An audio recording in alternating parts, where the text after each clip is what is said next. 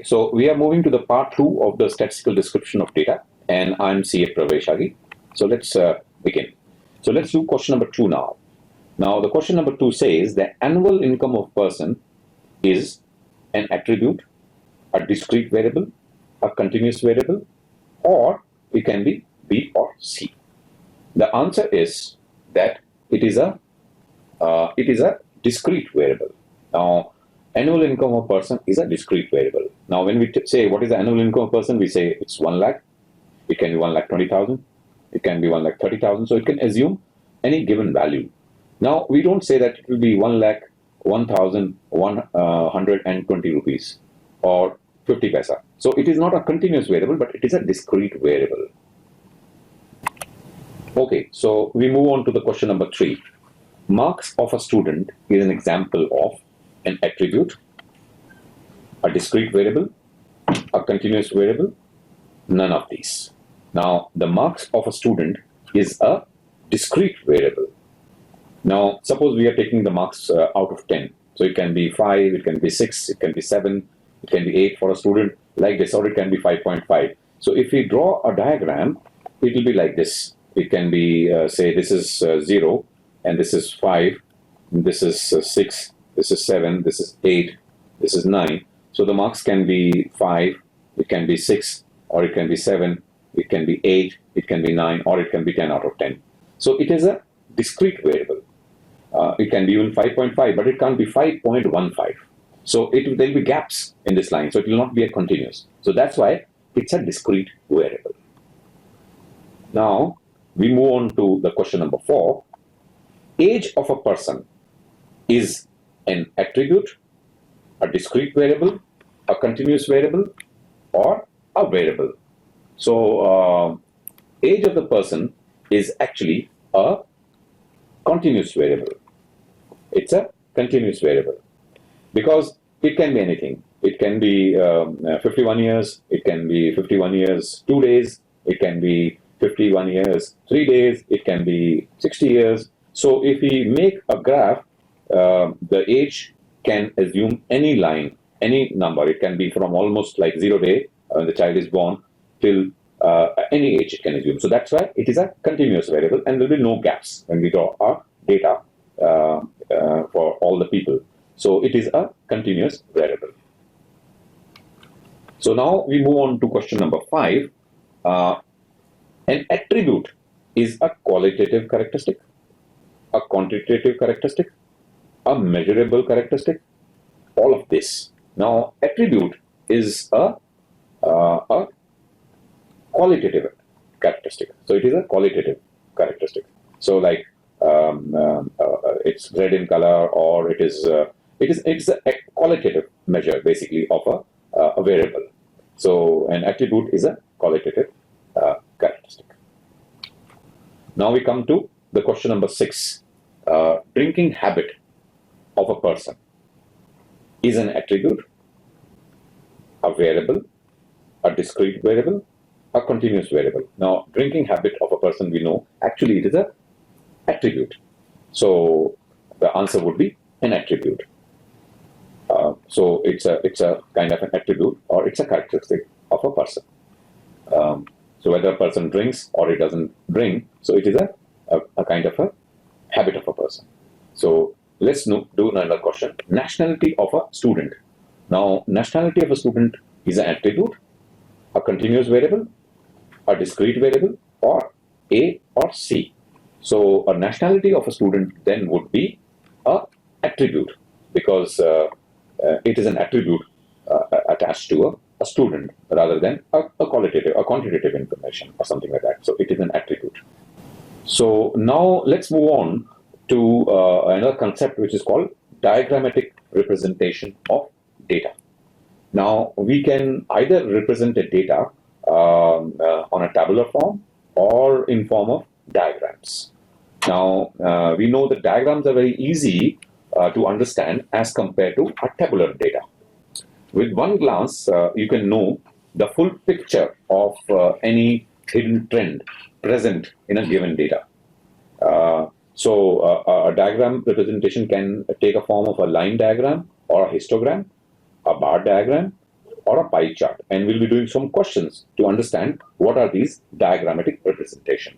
Now, however, when compared to tabulation, this is less accurate.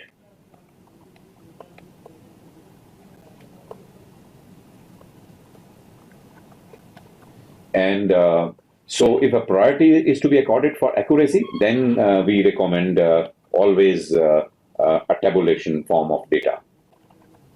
So if you are more concerned with the accuracy of the things, then the tabulation is far better compared to a diagrammatic representation. But it gives you very easily, people can understand. Even a person who is not highly educated, he can understand what the data is trying to represent.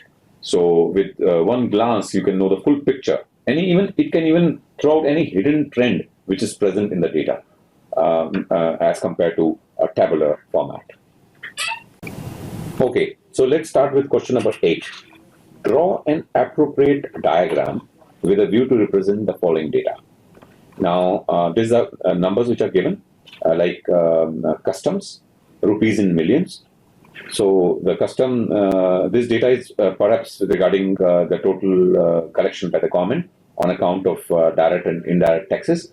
So it was, custom was 80 million, excise collection was 190 million rupees in a given period, and income tax was 160 million, corporate tax was 75 million, and other kinds of tax like entry tax and other so many taxes, VAT, WAN. So these taxes were on account which is called miscellaneous, was 35 million. So we have to make an appropriate diagram to represent this data. Now the solution would be that a pie chart or a divided bar chart would be an ideal diagram to represent this data. But we will be considering a pie chart. Now pie chart can be made in form of a circle, and then we can divide how much is the customs, how much is the income tax, how much is the excise, how much is the miscellaneous, like this. And then it can be also represent a divided bar chart, like it can be how much is so it is a divided bar chart. So how much is the customs, how much is the central excise, how much is the miscellaneous. So we can make charts like this. So let's now see how a pie chart is made. So we'll take this data now, and we know that custom is 80 million, and in a circle which consists of 360 degrees. So it will be 80 divided by 540. So 2 divided by the total of 2, which will be divided by 540, and we will multiply this by 360. So how much of an area of a circle custom would occupy? So if we solve this, we'll get 53 degrees. And with the help of D or a geometrical instrument, we can draw a pie chart from picking up this data. Now, similarly, we can do for excise, which is 190, which is the same figure here, divided by the overall money in rupees in million for all kinds of taxes into 360 degrees. So this comes to about 127 degrees. So in a circle, 127 degree will represent excise collection of 190 rupees million.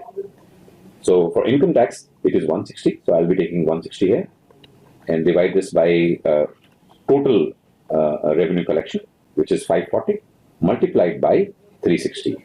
So I will get 107 degree. Similarly, I can do for corporate tax. The corporate tax is 75 million. So it will be 75 divided by 540 into 360.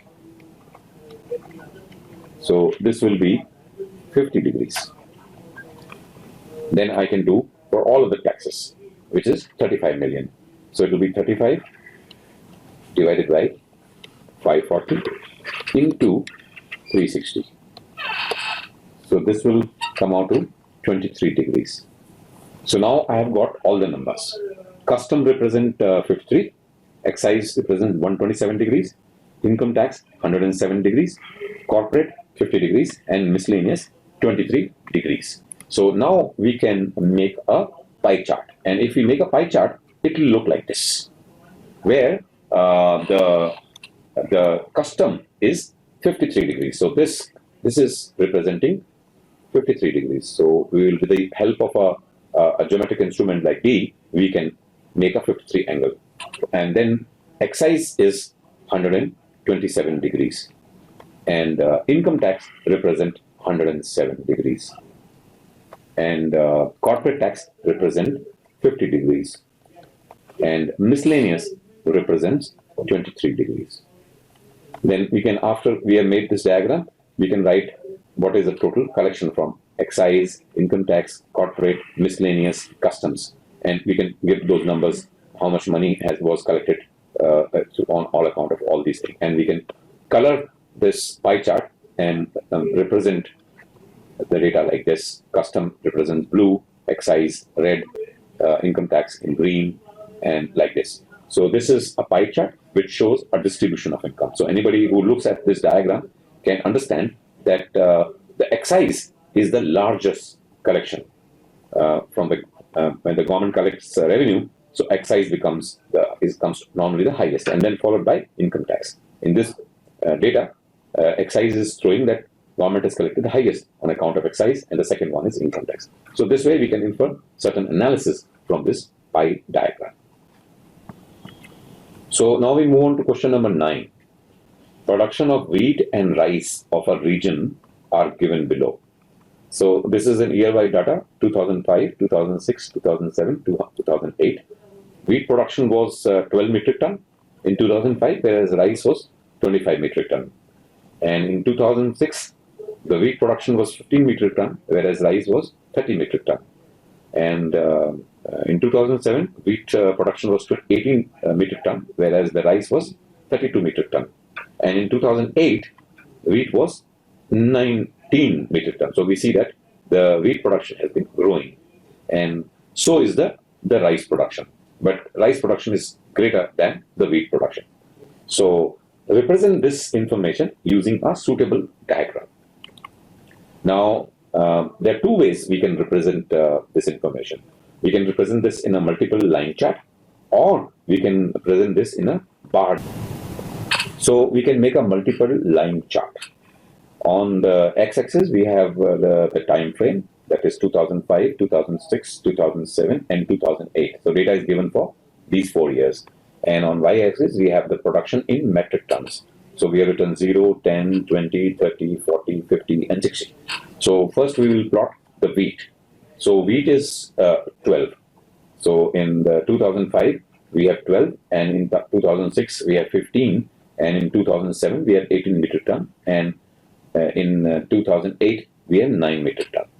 And similarly, we can plot a line diagram for rice. So in 2005, we have 25 metric ton. Then in 2006, we have 30 metric ton. Then we have 32 and 36 in 2008. So we can join the lines and we can make a line chart. So this is this way we can clearly understand that the both wheat as well as rice production is increasing year by year, but clearly the rice is the winner. Rice is far more than the wheat production for this period for the data which is given. So then we can also make a multiple bar diagram. Instead of showing a line diagram, we can make a bar diagram. So on the x-axis, we can represent again the time frames, that is 2006, 2007, and 2008. And the green shows the wheat production, which is 12 metric ton in year 2005, and in 2006 it was 15, 2007 it is 18, 2008 it is 9 metric ton. For rice, the production has been always higher than the wheat. In the year 2005, we had 25 metric ton of rice production, and 30 metric ton of rice production in 2006, and in 2007 we had 32 metric tons of rice production, and in 2008 we had 36 tons of rice production. So we clearly see that the rice production is far more than the wheat production for any given period of time, and we see an increasing trend of production of wheat, of rice as well as for the wheat. So these are the wheat productions for the various time frames. So this way, in a pictorial way, we can understand the story, and it is much better, and even a layman can understand a multiple bar diagram or a line diagram. Really. So now we move on to the question number 10. The profits in lakhs of rupees of an industrial house for 2002, 2003, 2004, 2005, 2006, 2007, and 2008. So this is 1, 2, 3, 4, 5, 6, and 7 years data is given with respect to profit in lakhs. So it was 5 lakhs in 2002, and in 2003 it was 8 lakhs. Then the profit was 9 lakhs in 2004. So in 2005 it was 6 lakhs. So like this, it was 12 lakh, 15 lakhs, and finally it was 24 lakhs in the year 2008.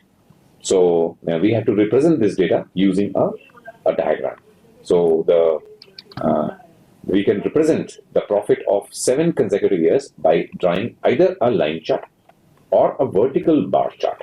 So we'll draw both of them in our while we'll solve this question. So first, this is a line chart. Profit of industrial house during 2000 to 2008. So on this axis we have put the time, and on the y-axis we have put the profits. So this is the time and profits. So we have 7 years, 2002 right up to 2008. So in the 2002 we had a profit of 5 lakhs, and in 2003 we had a profit of 8 lakhs, and in 2004 we had a profit of 9 lakhs, and in 2005 we had a profit of 6 lakhs, and in the years 2006 we had 12 lakhs, and 2007 we had 15 lakhs, and in 2008 24 lakhs. So we can make a graph like this. So this is called a line chart. So we can also make a vertical bar chart. Instead of line chart, we can make a vertical bar chart. So the profits will be represented in bar forms. So we have put the profits on this axis, and on x-axis the time. So 2002 up to 2008. So these bar are, in the 2002 we had a profit of 5. Then in 2003 we had a profit of 8 lakhs, and in 2004 we had a profit of 9 lakhs, and in 2005 the profits dipped, and in 2006 the profit had gone up again, then it has gone up again, and in 2008 the profits have gone up to 24 lakhs. So when we look at this diagram, we see that the profits are rising year by year, but of course in 2005 the profits had dipped from 9 to 6 lakh, but then it again resumed an upward journey. So overall the profit of this industrial house has been growing. So when you look at a profit in 2002, it was just 5 lakhs, and currently, say if it is 2008, which is current, then 24 lakhs is the profit. So the company has growing. So this pictorial graph very clearly depicts the trend of the profits of the industrial house. Okay, so now we'll move on to the question number 11. A frequency distribution arranges observation in an increasing order, arranges observation in terms of number of groups, relates to measurable characteristics, all of this. Now the answer is that it is all of this. So a frequency distribution actually arranges observation in an increasing order. Yes, it increases. Arranges observation in terms of number of groups. Yes, we make groups and then corresponding frequency. Then relates to a measurable characteristics. Yes, it relates to a measurable characteristic. So which means that the answer would be all of this. So now we move on to question number 12. Following are the weights in kilograms of 36 BBA students of St. Xavier College. So these are the weights of 36 students which are given here. Okay, it is 70, 73 like this, and it goes up to 50. Construct a frequency distribution of weights taking a class length of 5 and identify the class limits, class boundaries, class mark, and size or width of the class interval, and draw a histogram and a frequency polygon. So we are supposed to make a frequency distribution of the weights. So before we do that, we look at the range. That means we look at the maximum weight in the given data and the minimum weight, and we find that the maximum weight of a student is 73 kg. and the minimum weight is 44 kg. So that means the data ranges between 73 and 44. So the range is 29 kg. So within this, all the students' weights will vary within this 29 kg. Now, we know that the number of class interval into class length is the range, is either equal to or approximately equals to range. So we have to find what is the number of class intervals. And in the question, it is given that the class length is 5. So we can put this number here, the class number of class interval into 5, and the range we have calculated is 29 kg. So we are going to put this here. So number of class interval would be 29 divided by 5. So we get a figure of 5.8. So we can round this off to 6. So that means there will be 6 class intervals. So now we can construct the frequency distribution table. So what we do is we write first the first number, which is 44. That means the minimum weight. And then we keep adding 5 to it. So this will be 49. This will be 54. This will be 59. This will be 64. This will be 69. Then we minus 1 and put here as 48. So we take this and minus 1, so we have 48 here. So similarly, this will be 1 less. So these are the class intervals. So, and there are altogether 6 class intervals: 1, 2, 3, 4, 5, and 6. Now we are going to make a frequency table. So we look at the data. So when we look at the data, between 44 to 48, we find the first number we get is 45. Then we found there is another number which is 44, and then another number 47. So all these 3 numbers are falling in this class interval. Then there is no other data in 36 of the 36 students which is coming in between this 44 and 48 class interval. So we'll put 3 telemarks and put this as 3 here. And then we look at between 49 and 53. And as we count, we find there are only 4 data points which are falling between 49 and 53. And what are these 4? These are 49,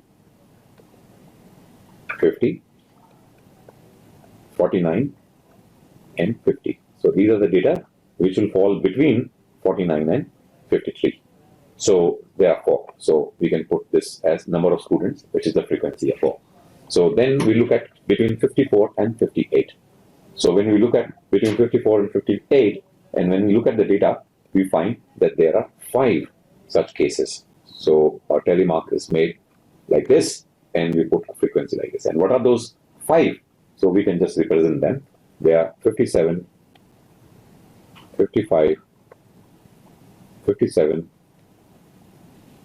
then 56, and finally 55. So there are 5 number of students which fall within this class interval.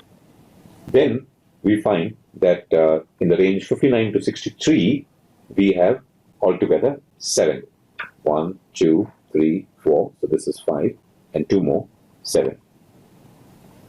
And similarly, we can do it for 64 and 68, and we'll find that there are 9 such data.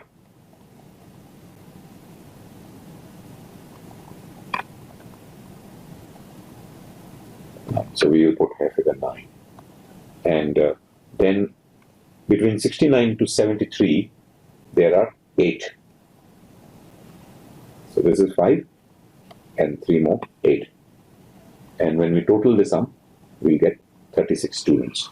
So we have made a frequency distribution of weights of 36 students. First, identifying the class intervals, and then putting the telemarks, and finally counting those telemarks, and we get all the frequencies. Then we add them up, so it should total to the total size of the number of students which are given, which is 36. Now, the first question says that we have to find the lower class limits and the upper class limits. Now, the class limits may be defined as the minimum value and the maximum value of the class interval. The minimum value is known as the lower class limit, and the maximum value is known as the upper class limit. So we can represent them as LCL as well as UCL. For let's take an example. For the frequency distribution of weights of students, the lower class limits and upper class limits of the first class intervals are 44 and 48. So when you look at this, this is the 44 is the lower class limit, this is the lower class limit, and this is the upper class limit. So this is how we have found the upper class limit and the lower class limit. Then we move on to calculate what are the class boundaries. Now, what are class boundaries? Class boundaries may be defined as the actual class limit of a class interval. What does it mean? I'll explain it shortly. First, we calculate the class boundaries, and then we understand why it is called an actual class limit. Now, we represent LCB as the lower class boundary, and in short, we call UCB for upper class boundary. Now, the formula for calculating the lower class boundary is lower class limit minus D upon 2. And upper class boundary is equal to upper class limit plus D divided by 2. Now, what is D here? D is the difference between the lower class limit of the next class interval and upper class limit of the given class interval. So, let's calculate first the lower class boundary of the first class interval. Now, we know that the first class interval is 44 and 48. So, we will use the formula here, which is LCB is equal to LCL. LCL is how much? 44. So, this is the LCL, lower class limit. So, we are taking this LCL minus D divided by 2. So, D is 49, which is this. So, UCL of a lower class limit of the next, so lower class limit of the next class interval, minus the upper class limit of a given class interval, which is 48. So, minus 48 divided by 2. So, when we calculate this, we will get 44 minus 0.5, which will be 43.5 kg. So, this is the lower class boundary. Similarly, we can also calculate the upper class boundary, which will be 48, which is basically the upper class limit plus D. D is actually 49 minus 48, so which is the same, so which is 49 minus 48 divided by, so which is divided by 2. So we get a figure of 48.5 kg. So we have founded the class boundaries 43.5 and 48.5. So the class boundary will be 43.5 to 48.5. So that means if the data is 43.6, it will fall in this class interval. If it is 48.4, it will fall in this. If it is 48.6, it will fall in this, because here then it will be the next class boundary. So this is the actual limit of the class interval. So now we have to find out the midpoint or the mid value or the class marker. Now, corresponding to a class interval, this may be defined as the total of the two class limits or class boundaries to be divided by 2. So the midpoint can be calculated as taking the lower class limit plus the upper class limit, and then we divide this by 2. Or we can take alternatively the lower class boundary plus the upper class boundary, which we calculated in our earlier slide, divided by 2. So now we can refer to this table which is given to us, and we'll try to find out the midpoint. So we know that the lower class limit is 44 for the first class interval, 44 kilos, and the upper class limit is 48 kilos. So we are going to add this up and divide this by 2, and we get 46 kg. We can also calculate this by taking the lower class boundary plus the upper class boundary. So which is 43.5 plus 48.5, divide this by 2. The answer would be again 46 kg. So either we can take the lower class limits plus the upper class limit, or we can take the lower class boundary plus the upper class boundary, and when we add them up and divide this by 2, we get the midpoint, which is 46 for the first class interval. So this is also called the mid value or the class mark or a midpoint. Similarly, we can do it for the second one. So it is 49 kg plus 53 kg, and when we divide this by 2, we will get the answer as 51 kg. So both represent the class marks or the mid values for the class interval. Now we come to the size of the class interval. So which is also called the width or the size of the class interval. The width of the class interval may be defined as the difference between the upper class boundary and the lower class boundary of that class interval. So when we refer to the data, we find that it is 44 kg plus, it is I'll just rewrite it. It is 48.5 kg minus 43.5 kg. So we get 5 kg as the class interval. So for other classes also, the class intervals, the C will remain the same, that is 5 kg. So for all the classes, the class interval is 5. Then we are supposed to make a histogram. So in a histogram, the class limits are first converted into corresponding class boundaries. So we'll write the class boundaries here.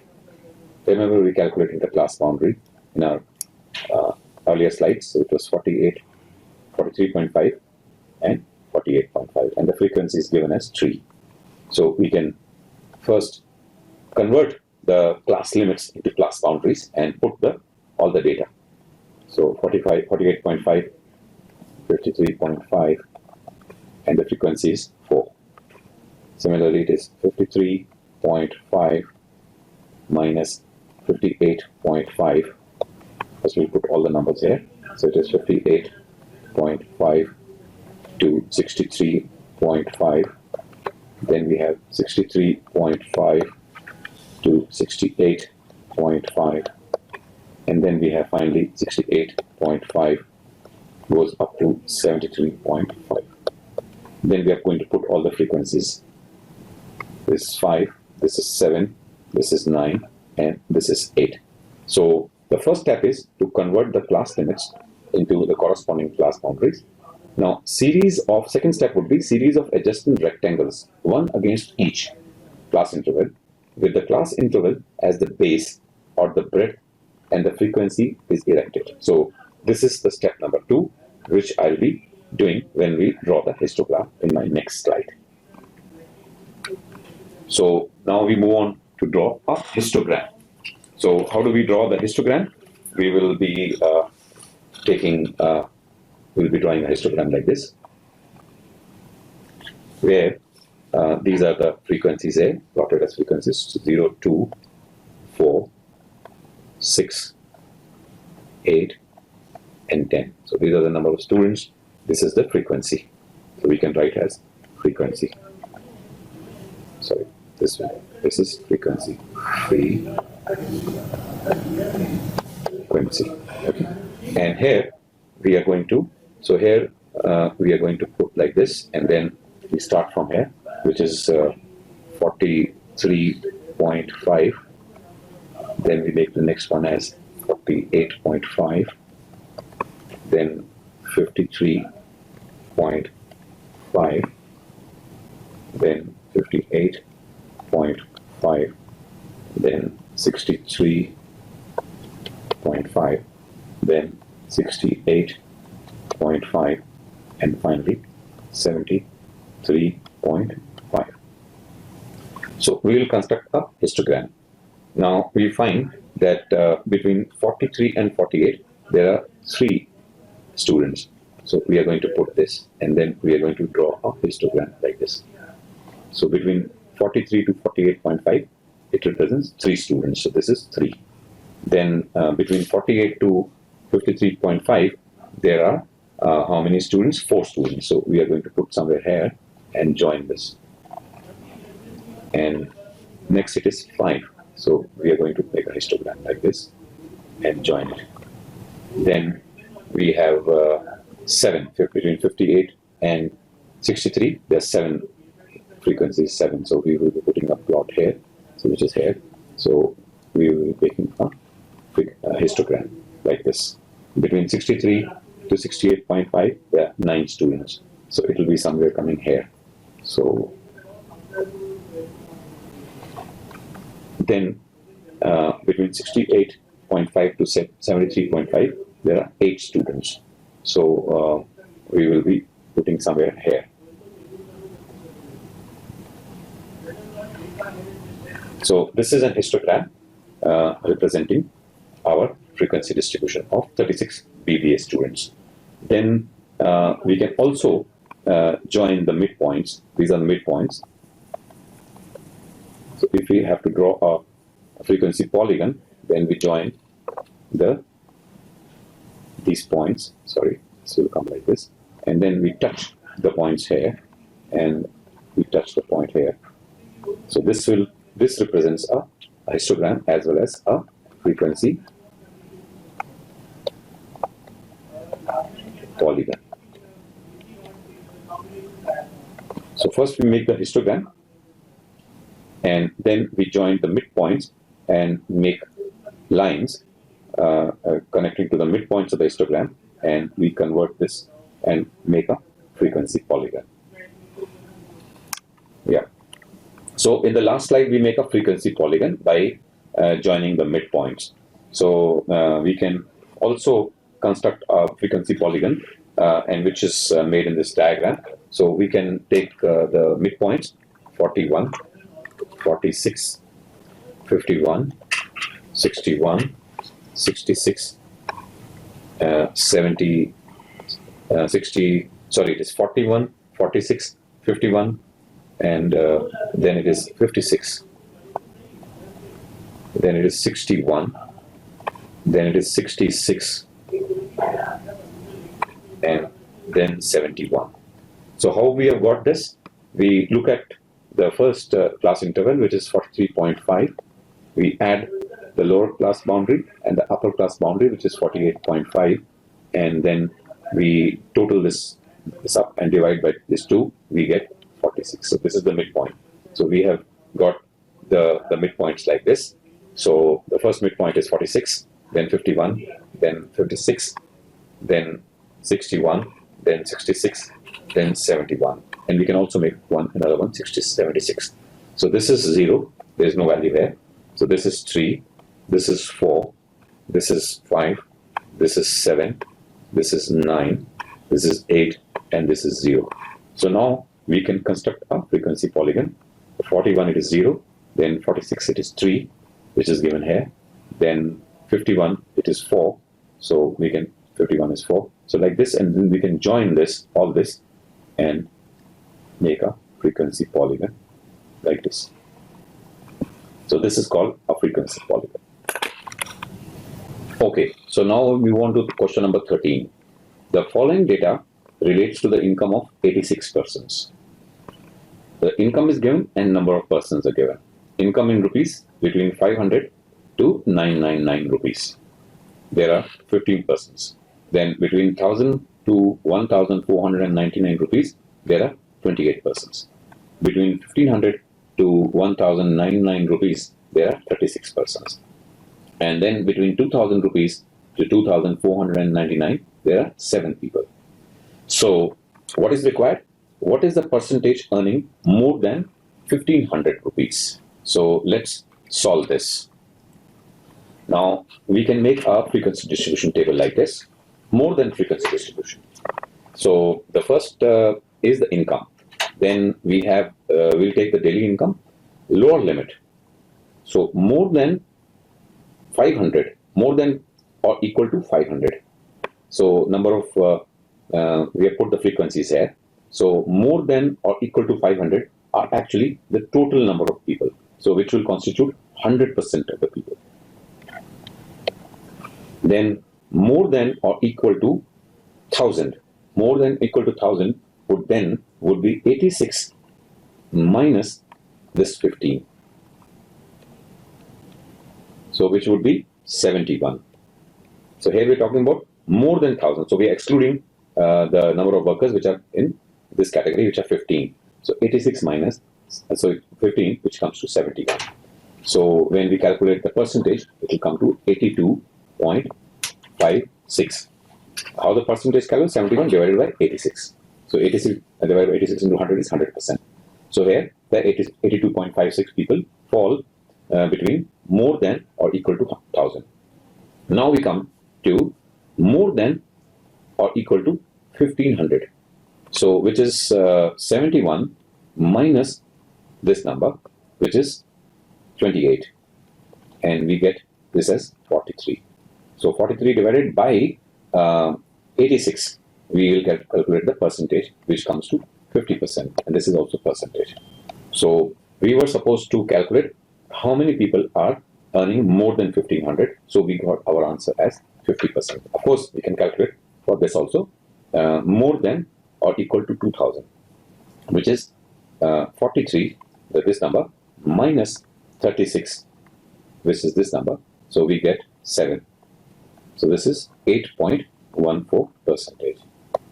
So the answer for percent of the person, a percentage of persons earning more than 1500 is 50%, which we calculated like this. So for this, we have to calculate more than frequency distribution table, and we'll get the answer. Yeah. So now we move on to question number 14. The number of accidents for 7 days in a locality are given below. Number of accidents 0, and the frequency is 15. Number of accidents 1, it happens 19 times. Number of accidents 2, it happens 22 times. And similarly, number of accidents 3, it happens 31 times. 4, it happens 9 times. Number of accidents 5, it happens 3 times. Number of accidents 6, it happens 2 times. What is the number of cases when 3 or less accidents occurs? So we have to find the answer for this. So the answer is simple. First, we are going to plot this in a table form, number of accidents and the frequency. So number of accidents 0, 15. Number of accidents 1, 19. So this we have picked up from our question itself. And then we have to calculate the cumulative frequency, which comes to 15, 34, by adding 15 plus 19, then 34 plus 22 like this. So we get a cumulative frequency.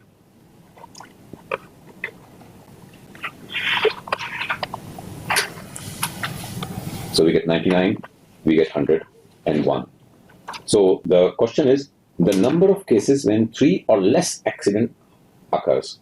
So we look at this. So the answer would then be 87. So that means the number of cases when 3 or less accidents occur. So the answer is 87, which we calculated here. So 3 or less would be addition of all this. So which has been put here as 87, which is the addition of all this. So this is 87 cases where the number of cases where 3 or less accidents occurs. So now we move on to question number 15. Following data relate to the marks of a group of students. Marks is given. Below 10 marks, there are 15 students. Below 20 marks, there are 38 students. Below 30 marks, 65 students. Below 40, 84 marks, 84 students, and below 50, there are 100 students. So this is given. How many students got more than 30 marks? So what we are going to do, we are going to, so we can calculate the answer here. So we will put all the data in this frequency box, in this table. So we know below 10, there are 15 students, below 20, there are 38. So like this, below 50, there are 100 students. So we'll make a class interval that will be starting from 0 to 10. And we know the number of students given are 15, which is given here. Now the next class interval between 10 to 20. So which is 38 minus 15. So the marks ranging between 10 to 20 are 23. So likewise, we can do for others also. So between 20 and 30, 30 and 40, and 40 and 50. So we can fill up this. So this is 65 minus 23 minus 15. So there are 27 students in this class interval. Then between 30 and 40, we can take figure of entire figure is 84, which represents below 40. So we will be excluding between 0 to 30. So that is minus 27 minus 23 minus 15. So this comes to 90. Then we can come here and look at between 40 and 50 as the entire population is 100. 100 minus all this, which is 19, which is actually 84 students. So 19 minus 27 minus 23 minus 15. So this is 16. So what we are supposed to find is how many students have got marks more than 30. So these students are ranging this. So that will be the corresponding frequency. So it will be 19 plus 16. So answer would be 35. So this is one way of solving it. Now we can look another way. Below 30 marks. Below 30 marks are 65. And number of students given are 100. So the marks above 30 would be 100 minus 65. So we get 35. So this also answer matches with our long way of calculation, which is 35 here. So we can solve it either way. Okay, so now we'll do question number 16. Find the number of observations between 250 and 300 from the following data. Values given, more than 200, 56 observations, more than 250, 38 observations, more than 300, 15 observations, more than 350, no observations.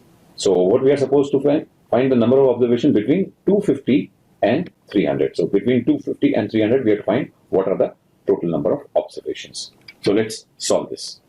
So we'll put the data in this table, and more than 200, 56 observations are given, more than 250, 38 observations are given, more than 300, 15 observations are given, more than 350, 0 observations are given. So now we are going to make it between 200 and 250. So between 200 and 250, so entire observations are 56, okay, which is given here, minus 38, which is this. So that means for this class interval, there will be 18 observations. Then we can do for the rest also, between 250 to 300, and then we have 300 to 350, and then we have 350 and more. So between 250 and 300, there will be 38 minus 15, so which is 23. And then we can make this as 15, which is this number, minus 0, which is this number. So we have 15 here, and then obviously it will be 0 here. So now the question is number of observations between 250 and 300. So between 250 and 300, there are 23 observations. So the answer would be 23. So now we move on to question number 17. The question number 17 says that out of 1,000 persons, 25% were industrial workers and the rest were agriculture workers. 300 persons enjoyed the World Cup matches on TV. 30% of the people who had not watched the World Cup were industrial workers. What is the number of agriculture workers who had enjoyed the World Cup matches on TV? The options are A, 260, B, 240, C, 230, and the final option is 250. So now we are going to solve it and see what is the exact answer. So the total number of workers, we know the workers are either industrial workers or agriculture workers, and the total number of workers are 1,000. And 25% of them are industrial workers. So the figure will be clearly 250 here. And 75% of the workers are agriculture workers. So it will be 750. So altogether, there are 1,000 workers, 250 industrial workers, and 750 agriculture workers. Now, the workers who watch the World Cup matches on TV is given as those who watch the match on TV, watch World Cup on TV is given as 300. Okay. So that means 700 workers had not watched the match. So they have not watched the match. So out of which 30% were industrial workers.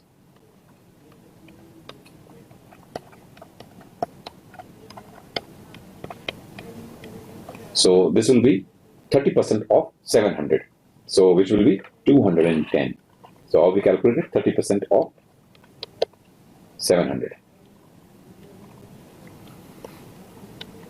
So there were the industrial workers who watched the match were the total industrial workers were 250 and 210 never watched the match. So the industrial workers who watched the match was 250 minus 210, which comes to 40.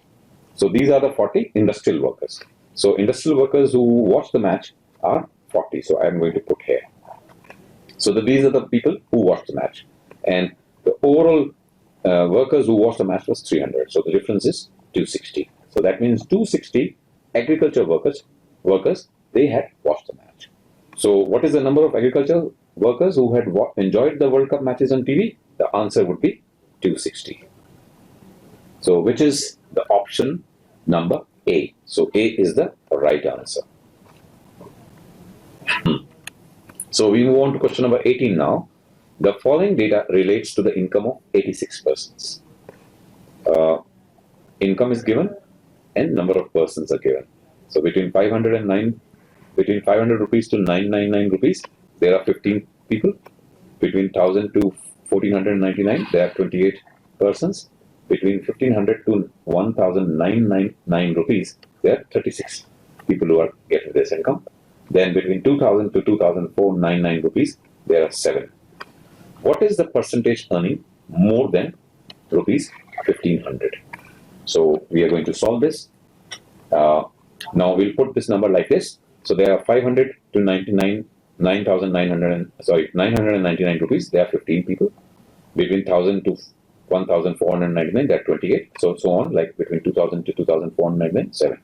So we can make more than 1500. The question is that how many? What is the percentage of person earning more than 1500? So more than 1500 would be coming in this category, 36 and 7. So more than 1500. So this will be the sum of this. So this will be 43. And the total number of people are 86. So when you multiply this by 100, we'll get the percentage, which is answer would then be 50%. So the answer is 50%. So the percentage of person earning more than 1500 is 50%. Okay, so now we move on to the question number 19. Prepare a less than and more than frequency distribution from the data given below. So we are given daily income, which is given in rupees, and number of workers are given. So the daily income between 100 and 120, there are 12 workers. Between 120 to 140, there are 14 workers. Between 140 to 160 rupees, there are 8 workers. Between 160 and 180 rupees daily income, there are 6 workers. So between 180 rupees to 200 rupees, there are 10 workers. So now we have to prepare a less than and more than frequency distribution from the data which has been given to us. So let's solve it. So first we are going to make a less than frequency distribution. So we take the data from the question, which is the number given here. So we will now take the upper limit. That means less than 120. So we take the upper limit here, daily income, less than 120. Again we write here less than 140. Then we take less than 160.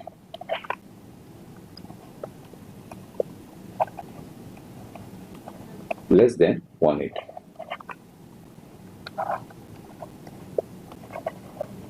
Less than 200.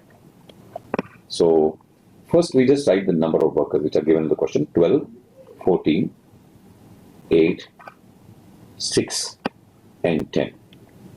Now less than 120, we know that 12. Then less than 140 would be the sum of this, which will be 12 plus 14. This will come to 26.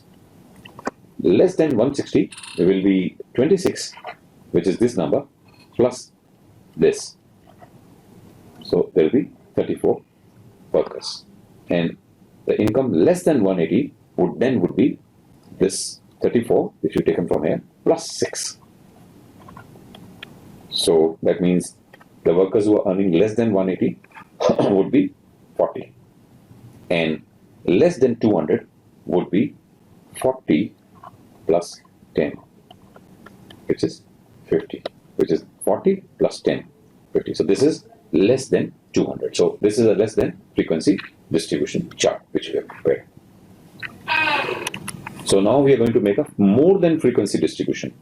So what we do, we just take the data, the class intervals, write them like this, and then we take the limit as more than 100, lower limit here. Remember, in first we have taken the upper limit. So here we are going to take the lower limit. So more than or equal to 100. Remember, we are going to take the lower limit here. And similarly, we can write here more than or equal to another 120, which is the lower limit. Then more than or equal to 140. Then more than or equal to 160. Then more than or equal to 180. So after putting this, we are going to just put all the frequencies which are given in the question: 12, 14, 8, 6 and 10. Then we know more than 100 or equal to 100, where total number of people are given as 50. So more than or equal to 100 would be 50, which is the total of all this: 12 plus 14 plus 8 plus 6 plus 10. Then more than or equal to 120 would be 50 minus 12, this number. So we get 38. And similarly, we can complete the chart here: 38 minus 14. So we get 24. Then we write here as 24 minus 8, which is 16. Then we're going to put 16 here, minus 6. So we get 10, which is given as here. So this is more than frequency distribution table as required by the question. So now we move on to question number 20. What is a frequency curve? What are the various types of frequency curves and how do we draw it? So this is the question. So now let's find what is the answer. Now frequency curve is obtained by joining the points of a frequency polygon by a freehand smooth curve. So this is one way. Another way would be frequency curve for a distribution can be obtained by drawing the smooth and freehand curve through the midpoints of the upper sides of the rectangles forming a histogram. So either we can draw a frequency curve with the help of the histogram by making a freehand curve through the midpoints, or by joining the points of a frequency polygon through a freehand smooth curves. Now, unlike a frequency polygon, where the points we join by a straight lines, we make use of a freehand joining of these points in order to get a smooth frequency curve. So we make a frequency polygon with the help of a scale, but when we have to make a frequency curve, they are always drawn through a smooth through use of a freehand joining of the points, so that we get a smooth frequency curve. Now, there are four types of frequency curves. One is called a bell curve, another is called a U curve. So bell curve is normally like this, and U curve would be normally like this, and a J curve would be like this, and a mixed curve can be any shape. So these are the four kinds of frequency curves, and the bell-shaped curve is the most commonly used curve in the statistics whenever we are talking about business, share prices, movements, and many things. So the bell curve is most commonly used frequency curve. Okay, now we come to the question number 21. Most of the commonly used frequency curves are mixed curves, inverted J-shaped curves, U-shaped, or bell-shaped. Now the answer is obviously the bell-shaped. So most of the commonly used frequency curves are bell-shaped, which is like this. So this is the most commonly curve, and in many statistical theories, we assumed the assumptions that the phenomena of a share price or anything makes a bell curve. Now we come to question number 22. The distribution of profits of a company follows a J-shaped frequency curve, a U-shaped frequency curve, a bell-shaped frequency curve, any of these. So here the question is the distribution of profits of the company follows which curve, whether it's a J curve, U curve, bell-shaped curve, or any of these curves. The answer would be any of these curves, because they don't have any tendency. The profits of the company can go any directions. Normally a company would like the profits to improve, but it can follow any of the shapes. So that means the answer here would be any of the shapes.